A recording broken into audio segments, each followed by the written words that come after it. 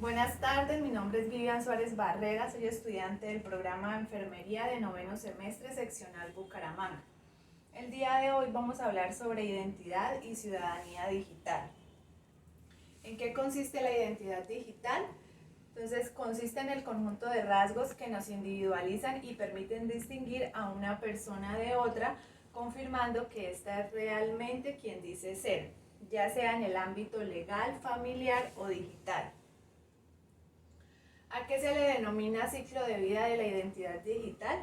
Entonces, consiste en la provisión, en la programación, uso, en el mantenimiento y en la eliminación, como lo podemos observar en la figura número 18, ciclo de vida de la identidad digital.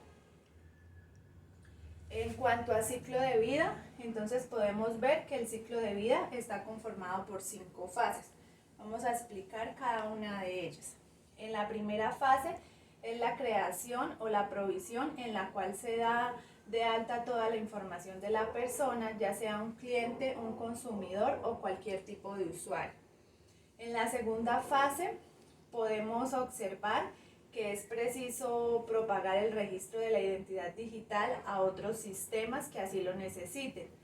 Para que sea efectiva la propagación se debe realizar de forma fiable tras cualquier modificación.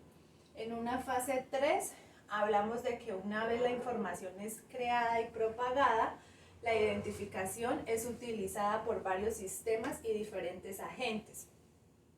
El uso de esta abarca funciones tan sencillas como consultar la identidad para posteriormente autenticar y autorizar acciones de los usuarios en diversos recursos, o acciones más complicadas que implican el acceso a ciertas funcionalidades o a la realización de transacciones. Pasamos a una fase 4, que es la fase de mantenimiento, que consiste en la modificación de los datos y propiedades de la identidad, que posteriormente se pueden propagar en los otros sistemas. Y por último está la fase 5, que es la fase que completa la eliminación de la identidad digital y se trata de borrar todos los datos de los diferentes sistemas. ¿Cuáles son los elementos que se deben gestionar en la construcción de identidad digital y en qué consisten?